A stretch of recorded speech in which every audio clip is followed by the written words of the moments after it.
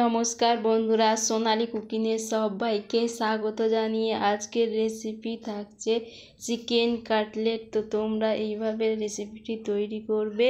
তো এখানে আমি প্রথমে মাংসটা আমি এরকমভাবে পিস করে নিয়েছি।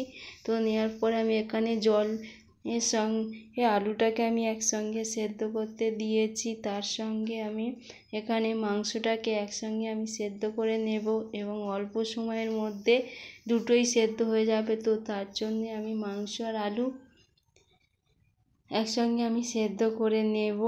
তো এখানে আমি ভালোভাবে সমস্ত মাংসগুলো দিয়ে এখানে আমি ঢাকনা দিয়ে আমি ঢাকা দেব 2 থেকে 3 মিনিটের মতো আমি এইভাবে সেদ্ধ করে নেব।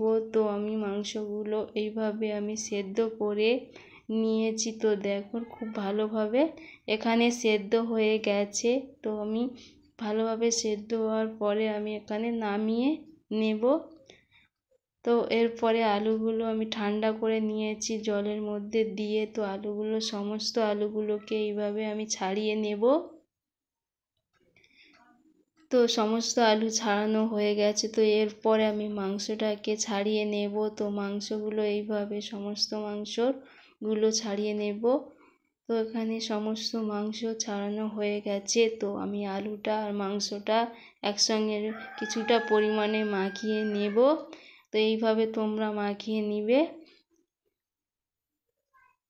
তো এইভাবে মাংসটাকে খুব ভালো করে আমি মাখিয়ে নিয়েছি। তো নেওয়ার পরে এখানে আমি পেঁয়াজটা দেব।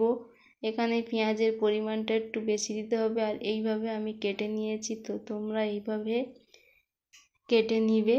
তো তারপরে আমি এইভাবে মাখিয়ে নিয়েছি। তো নেওয়ার পরে এখানে আমি লবণ আর হলুদটা একসঙ্গে আমি দিয়েছি। তো ভালোভাবে দেওয়ার পরে এখানে আমি ঝালের গুঁড়ো দিয়েছি। তার সঙ্গে কাশ্মীরের লঙ্কার গুঁড়ো আমি অল্প পরিমাণে দিয়েছি কালারের জন্য। তারপরে আমি জিরের গুঁড়ো আর গরম মশলা একসঙ্গে মিক্সড করে নিয়েছি। তো পরিমাণ মতো তোমরা দিবে। তো এইভাবে দেওয়ার পরে আমি এখানে লেবু দেব। তো লেবুটা তো অবশ্যই দিতে হবে। এখানে মাংসের কাটলেট বানাবার জন্য অবশ্যই লেবুটা দিতে হবে, কারণ মাংসটা গন্ধটা থাকবে না লেবুটা দিলে। এর জন্য লেবুটা অবশ্যই দিবে এবং খেতে খুব সুন্দর হবে। তো আমার পুরটা ভালোভাবে তৈরি হয়ে গেছে। তো তোমরা এইভাবে তৈরি করে নিবে। তো নেওয়ার পরে আমি পুরটা দিয়ে কিভাবে তৈরি করব তো তোমরা দেখবে, স্টেপ বাই স্টেপ ফলো করবে। আশা করি এইভাবে রেসিপিটি বানাবে, খুবই ভালো লাগবে। তো আমি একটা মাংসর হাড় নিলাম। তো এইভাবে তোমরা পুরগুলোকে খুব ভালো করে গুছিয়ে নিবে। এইভাবে আমি তৈরি করে নেব।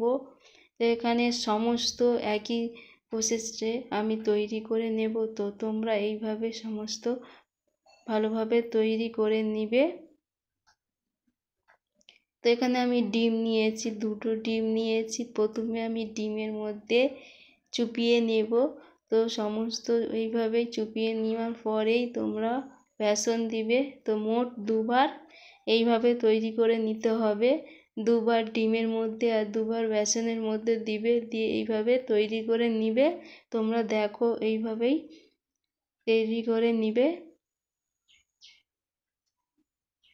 তো আশা করি এইভাবে তৈরি করলে খুবই ভালো লাগবে এবং খেতে অসাধারণ লাগবে। তোমরা একবার ট্রাই করবে, এই রকম রেসিপি তোমরা একবার ট্রাই করে দেখবে, আশা করি বেশ ভালো লাগবে। তো আমি এইভাবে 2বারের মতো আমি এইভাবে ডিমের মধ্যে আমি চুপিয়ে নিলাম। তো এইভাবে সমস্তগুলো আমি রেডি করে নিয়ে নেব। তো এখানে তৈরি করে নেওয়া এইভাবেই খুব ভালো করে তৈরি করে নেবে। তো আমি এখানে সমস্ত এইভাবে আমি তৈরি করে নিয়েছি। তো এইভাবে সমস্ত তোমরা তৈরি করে নিবে। তো নেওয়ার পরে আমি এখানে কড়া বসিয়ে দিয়েছি। তো কড়ার মধ্যে আমি তেলটাকে গরম করে নিয়েছি এবং গ্যাসটাকে সীমিত করে দিয়ে সমস্ত এইভাবে ভেজে নিবে, কারণ এখানে গ্যাস যদি লিমিট না থাকে তাহলে তো সমস্ত পুড়ে যাবে। তো এর জন্যে খুবই গ্যাসটাকে সীমিত রেখে তোমরা এইভাবে সমস্ত তৈরি করে নিবে কাটলেটগুলো। তো তোমরা এইভাবে কাটলেটগুলো তৈরি করে নিলে আশা করি বেশ ভালো লাগবে। আর আমার রেসিপি যদি ভালো লেগে থাকে তোমরা একটা লাইক করে দিবে, তার সঙ্গে শেয়ার করে দিবেন। আশা করি এই রেসিপিটি তোমাদের অবশ্যই ভালো লাগবে।